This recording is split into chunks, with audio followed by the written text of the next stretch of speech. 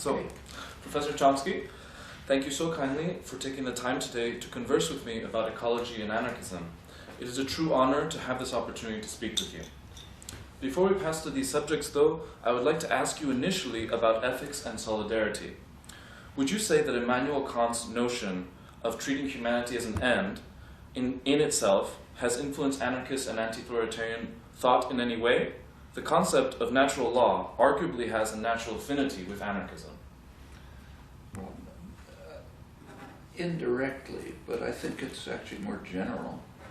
My own view is that anarchism flows quite naturally out of major concerns of and commitments of the Enlightenment, which found an expression in classical liberalism. And classical liberalism essentially was destroyed by the rise of capitalism. It's inconsistent with it. But anarchism, I think, is the inheritor of the ideals that were developed in one or another form during the Enlightenment. Kant's expression is one example, exemplified in a particular way in classical liberal doctrine, wrecked on the shoals of capitalism, picked up by the libertarian left movements, which are the natural inheritors of them. So in that sense, yes, but it's broader. Okay. You have described humanity as being imperiled by the destructive trends on hand in capitalist society, or what you have termed really existing capitalist democracies, or wrecked. Particularly of late, you have emphasized the brutally anti-ecological trends being implemented by the dominant powers of settler colonial societies, as reflected in the tar sands of Canada, Australia's massive exploitation and export of coal resources, and of course the immense energy profligacy on hand in this country. You certainly have a point, and I share your concerns, as I detail in Imperiled Life, Revolution Against Climate Catastrophe, a book that frames the climate crisis as the outgrowth of capitalism and the domination of nature generally understood. Please explain how you see wrecked as profoundly at odds with ecological balance. Wrecked is really existing capitalist democracy is a kind of state capitalism with a powerful state component in the economy, but some reliance on market forces. And the market forces that exist are shaped and distorted in the interests of the powerful by state power, which is heavily under the control of concentrations of private power, so there's close interactions. Well, if you take a look at markets, they are a recipe for suicide, period. In market systems, you do not don't take account of what economists call externalities. So say you sell me a car. In a market system, we're supposed to look after our own interests. So I make the best deal I can for me, you make the best deal you can for you. We do not take into account the effect on him. That's not part of a market transaction. Well, there is an effect on him. There's another car on the road, there's greater possibility of accident, there's more pollution, there's more traffic jams. For him, individually, it might be a slight increase, but this is extended over the whole population. Now, when you get to other kinds of transactions, the externalities get much bigger. So take, say, the financial crisis. One of the reasons for it is that, there are several, but one is that in market transactions, say if Goldman Sachs makes a risky transaction, if they're paying attention, cover their own potential losses. They do not take into account what's called systemic risk. That is the possibility that the whole system will crash if one of their risky transactions goes bad. That just about happened with AIG, the huge insurance company. They were involved in risky transactions which they couldn't cover. The whole system was really going to collapse. But of course, state power intervened to rescue them. The task of the state is to rescue the rich and the powerful and to protect them. And if that violates market principles, okay, we don't care about the market principles. The market principles are essentially for the poor. But systemic risk is an externality that's not considered, which would bring down the financial system repeatedly if you didn't have state power intervening. Well, there's another one that's even bigger. That's destruction of the environment. Destruction of the environment is an externality. In market interactions, you don't pay attention to it. If you're, say, take tar sands, if you're a major energy corporation and you can make profit out of exploiting tar sands, you simply do not take into account the fact that your grandchildren may not have a possibility of survival. That's an externality. And in the moral calculus of capitalism, greater profits in the next quarter outweigh the fate of your grandchildren. And of course, it's not just your grandchildren, but everyone's. Now, these settler colonial societies are particularly interesting in this regard because you have a conflict within them. Settler colonial societies are different than most forms of imperialism. Traditional imperialism, say the British in India, the British kind of ran the place. They sent the bureaucrats, the administrators, the officer corps, and so on. But the place was run by Indians. Settler colonial societies are different. They eliminate the indigenous population. So in read, say, George Washington, leading figure in the settler colonial society we live in. His view is, his words, we have to extirpate the Iroquois. They're in our way. They're an advanced civilization. In fact, they provided some of the basis for the American constitutional system. But they were in the way, so we have to extirpate them. Thomas Jefferson, another great figure, he said, well, we have no choice but to exterminate the indigenous, the Native Americans. The reason is they're attacking us. Why are they attacking us? Because we're taking everything away from them. But since we're taking their land and resources away and they defend themselves, we have to exterminate them. And that's pretty much what happened in the United States, almost totally. A huge extermination. Some residues remain, but in horrible conditions. Australia, same thing. Tasmania, almost total extermination. Canada, they didn't quite make it. There's residues of what are called First Nations around the periphery. Now, those are settler colonial societies. There are elements of the indigenous populations remaining.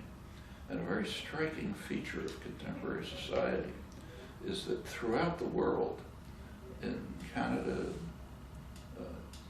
Latin America, Australia, India, all over the world, the indigenous societies, what we call tribal or aboriginal or whatever name we use, they're the ones who are trying to prevent the race to destruction everywhere.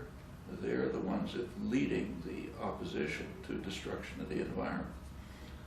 In countries with substantial indigenous populations, like say Ecuador and Bolivia, they've actually passed legislation, even constitutional provisions called for rights of nature, which is kind of laughed at in the rich, powerful countries, but is the hope for survival.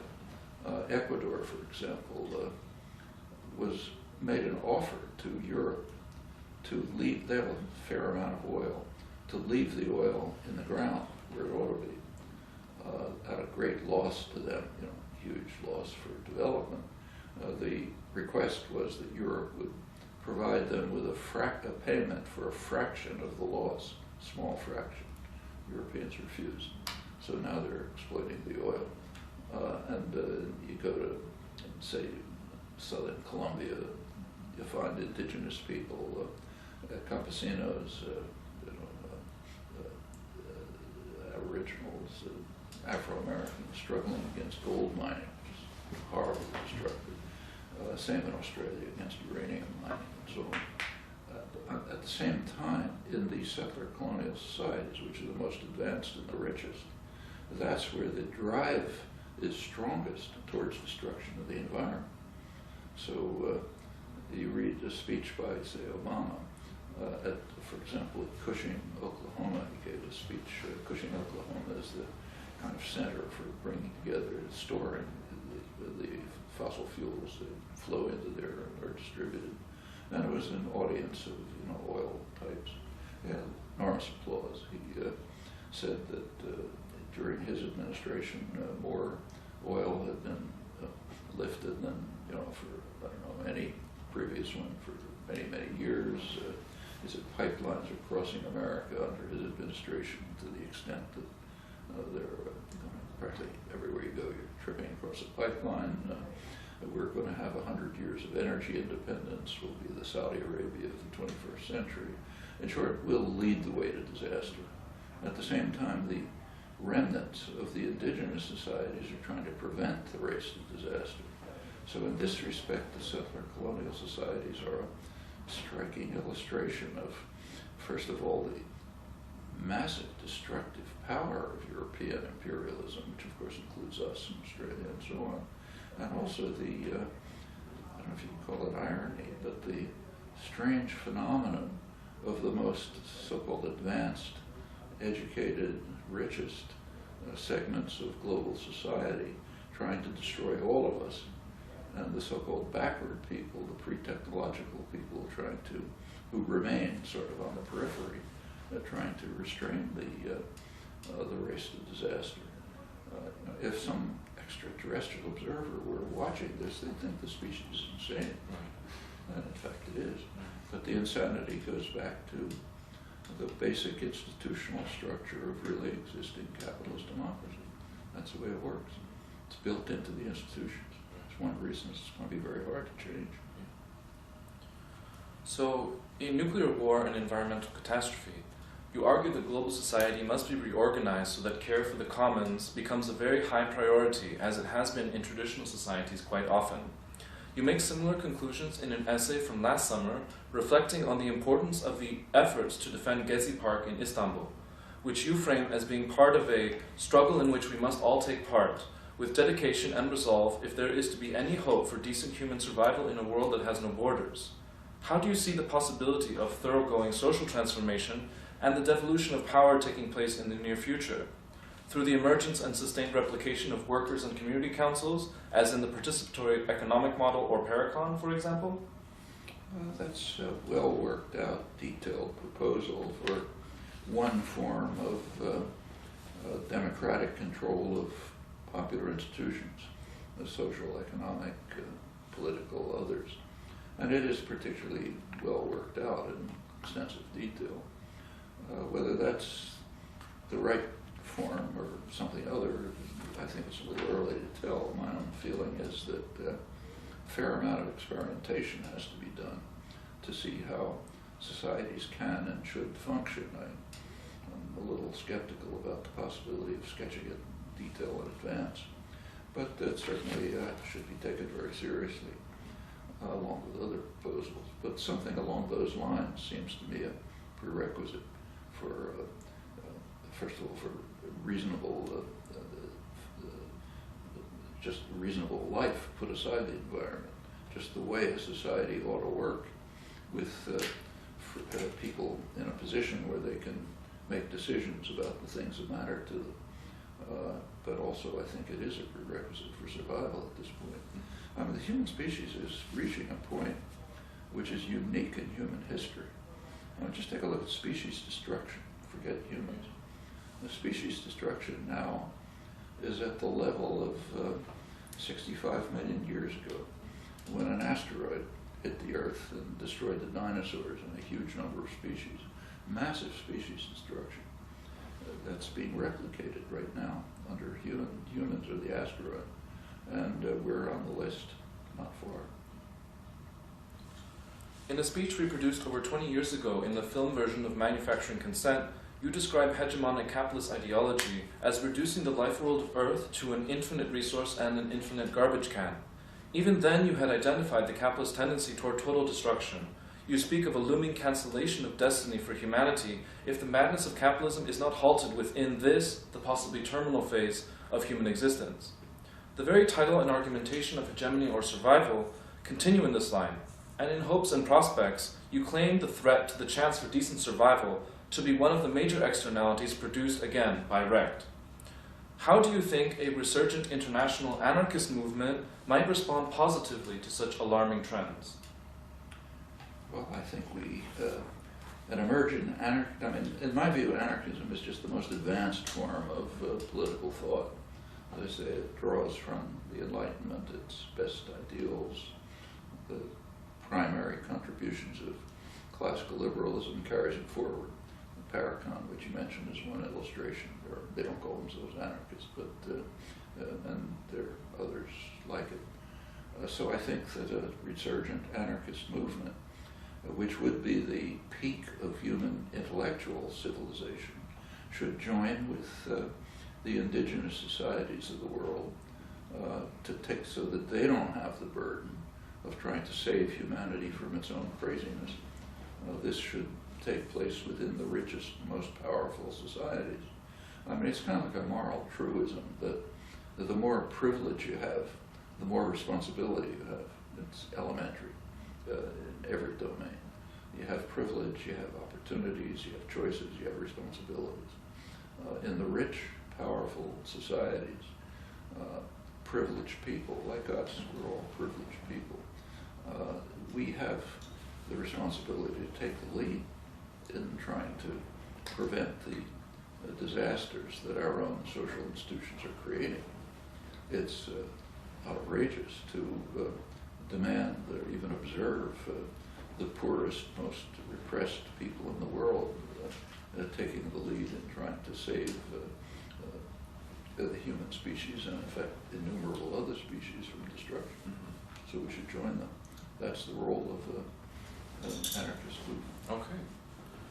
In Human Intelligence and the Environment, you raise the possibility of factory workers taking control of the means of production and autonomously deciding to break with business as usual, opting instead to produce solar panels or high-speed rail. This recommendation is entirely anarcho-syndicalist in nature, in keeping with your own proclivities. Indeed, it bears much affinity with the prospect of an ecological anarcho-syndicalism, a concept that has been advanced by the Environmental Union Caucus of the Industrial Workers of the World recently. A particularly promising proposal that the Environmental Union Caucus has made is that of an ecological general strike. In a similar vein, economic historian Richard Smith recently called for the mass shuttering of large corporations and vast swaths of industry as a means of giving humanity and nature a chance against climate destruction. Moreover, since the US military is the single largest contributor to the problem of anthropogenic climate disruption, the Pentagon should effectively be dismantled for this reason, among others, of course. How might activists present these pressing goals in ways that do not lend themselves to being dismissed as mere utopianism? Well, let's take the idea of converting industry to producing solar panels, mass transportation, and so on. That was not utopian. The U.S. government virtually nationalized the auto industry a couple of years ago. Not entirely, but took over large parts of it. There were choices at that point. If there had been a powerful movement of the kind that we're discussing with a popular base, it could have pressed for something very realistic, which I think would have had support of the working class. Not be regarded as a strike will be regarded as a weapon against them. It's taking away their livelihoods, their survival. But there's something that could support them. Have them take over. The choices were two, really. Either the government rescues the auto industry at the taxpayer's expense and hands it back to pretty much the original owners, maybe different faces, but structurally the same owners, and have them produce what they were doing before, which is destructive. That was one possibility. It's the one that was taken. The other possibility, which could have been taken, and with a sufficiently powerful popular movement might well have been taken, is to put those factories into the hands of the working class and have them make their choices rationally in the interests of themselves, their communities, the general society, and do exactly what you were describing. Produce solar panels. Let's say take mass transportation. Going back to markets, you take an economics course, they tell you markets offer choices. It's partly true, but very narrowly. markets restrict choices, sharply restrict choices. Mass transportation is an example. Mass transportation is not a choice offered on the market. Like if I want to go home tonight, the market does offer me a choice between a Ford and a Toyota, but not between a car and a subway. That's just not one of the choices available in market systems. And this is not a small point. Choices that involve common effort and solidarity and mutual support and concern for others, those are out of the market system.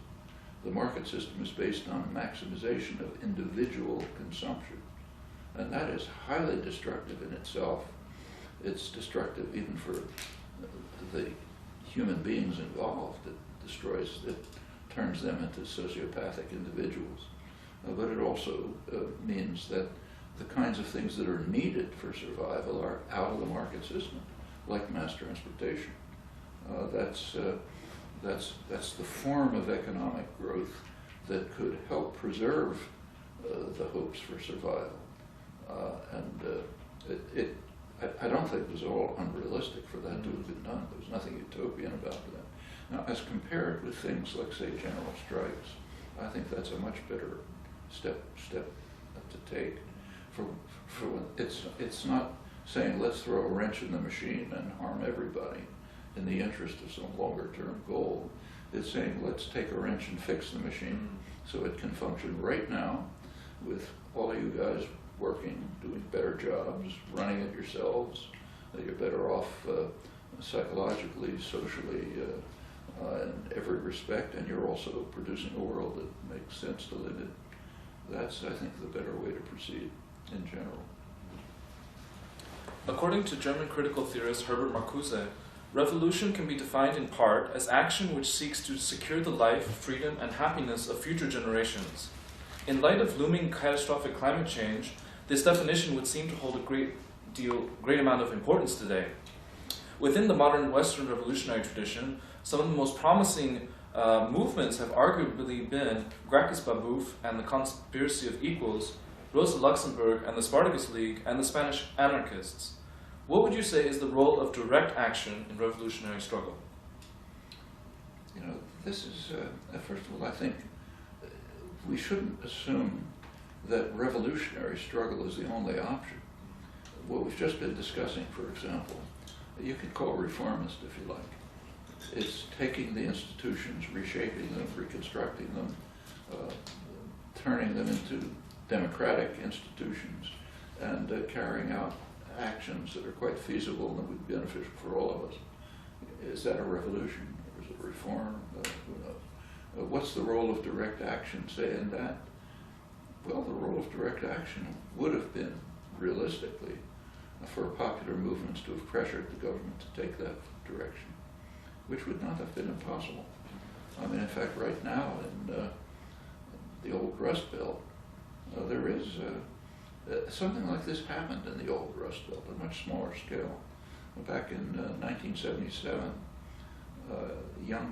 U.S. Steel, major corporation, decided to close their operations in Youngstown, Ohio, which was a steel town. It had been built by steel workers, by the union. It was a major steel town. Now, that was going to destroy everyone's occupation, the community, society, everything. That's a decision made by bankers somewhere. You know, they're not making enough profit. The union, the steelworkers union, offered to buy the plants and have them run by the workforce. This was an effort that the company didn't, the corporation didn't want. Actually, it's kind of interesting. It would have been more profitable for them. But I think a class interest militated against it. This happens frequently. Multinational frequently will refuse an offer by the workers to buy out something they want to close and prefer to take the loss of just destroying it to having the president of worker-owned enterprises. That's what it looks like to me. I can't prove it. Now, corporations are totalitarian institutions. We don't get access to their internal decisions, but that's what it looks like. Anyway, the company refused, went to the courts. I think it went all the way to the Supreme Court. The Stoughton Lind argued the case for the community and the steel workers. They lost, but they could have won with enough popular support.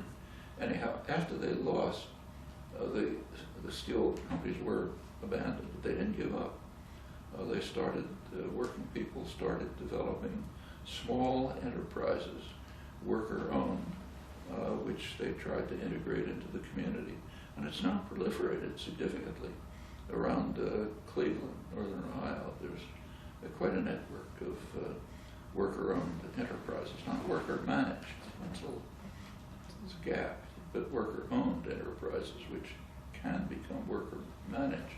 It's expanding.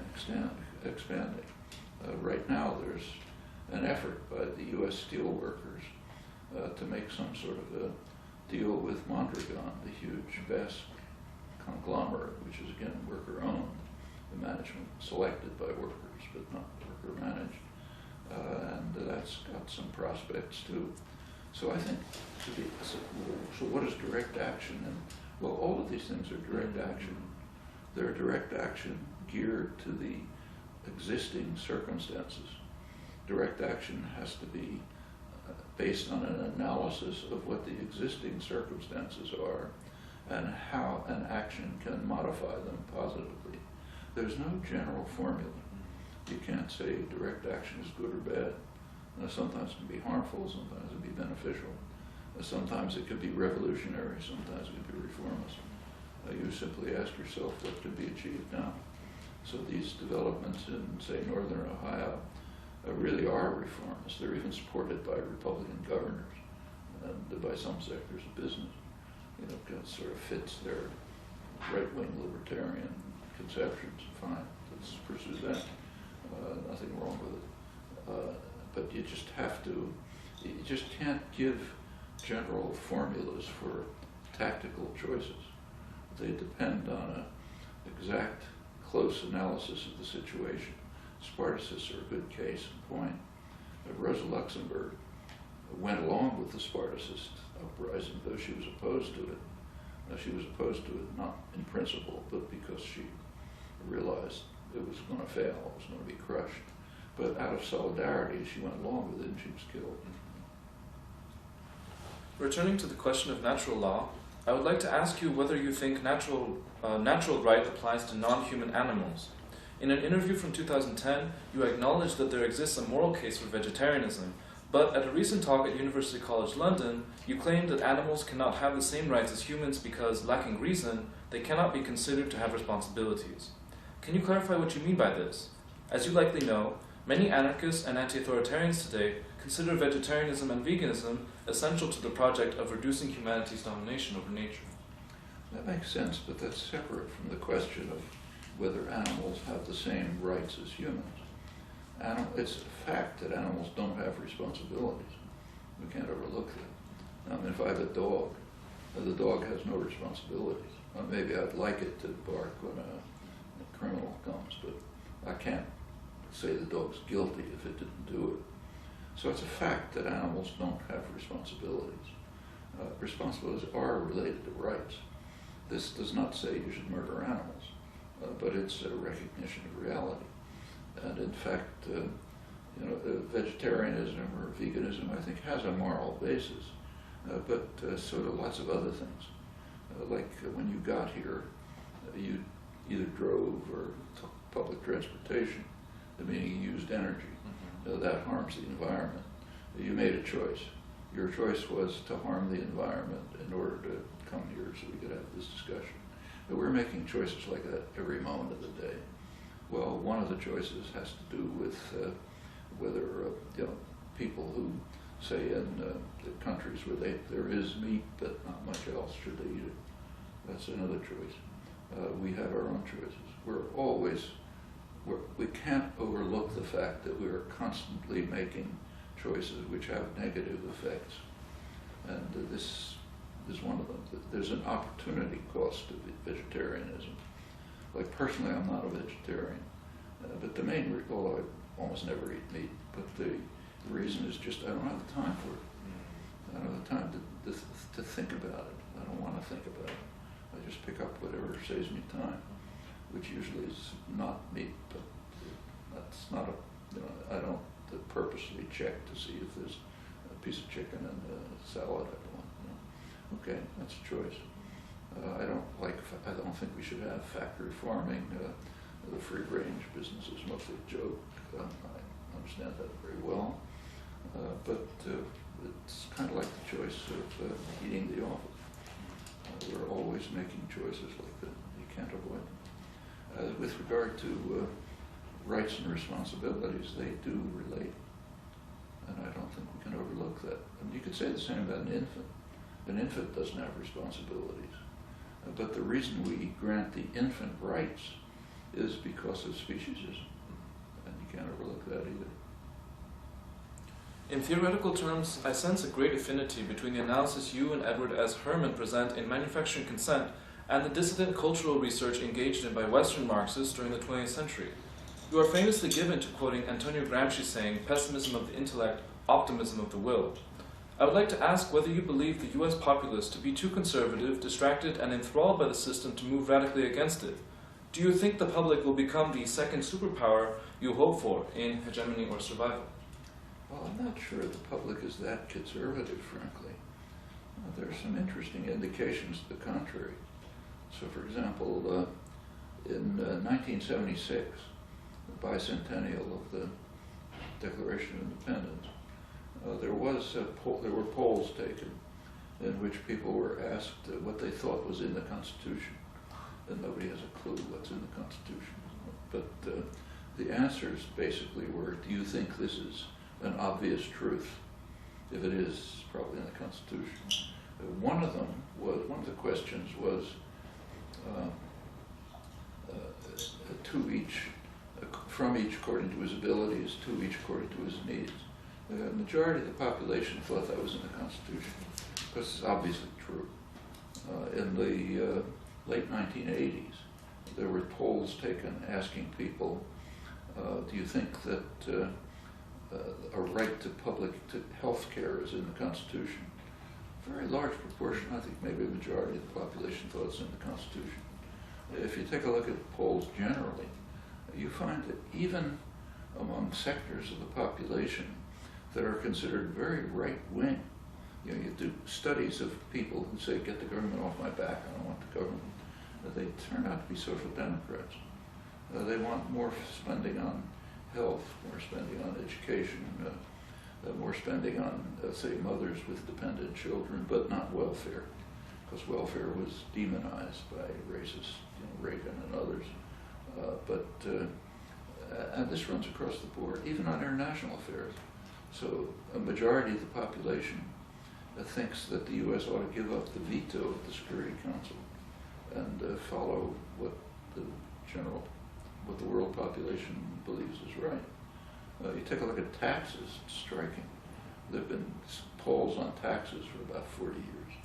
And overwhelmingly, the population thinks the rich should be taxed more, they're undertaxed. Policy goes the opposite direction. Polls are not definitive. I mean, you have to inquire into why people are answering the way they do. There could be lots of reasons, but they're not insignificant either. My own feeling is that people like Adam Smith were basically right, that there is a natural sympathy for others.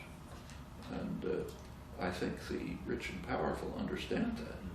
I think that's one of the reasons why there's such a massive effort to destroy the institutions in the society that are based on solidarity. So, for example, why is the right wing, and in fact not just the right wing, goes over to Obama, so intent on undermining Social Security? It costs nothing, essentially. It's a very efficient program. The people survive on it. It works very well. There's no economic problems that couldn't be tinkered with. It's really marginal. But there's a major effort to destroy it. Why? It's based on solidarity. It's based on concern for others. There's a major attack on the public schools. Deep underfunding, vouchers, all kinds of things. Foundations are trying to undermine it. Why? Public schools are a major contribution to modern society. They're one of the real contributions of American society, mass public education. Why destroy them? Well, they're based on solidarity. If you take the ideology that we're supposed to believe in, why should I pay taxes for the schools in my neighborhood? I don't have kids in school, I don't have grandchildren in school, I never will. Why should I pay taxes? Well, you know, if you pay taxes so that the kid across the street will go to school because you care about other people. But that has to be driven out of people's heads. It's a little bit like markets and consumption.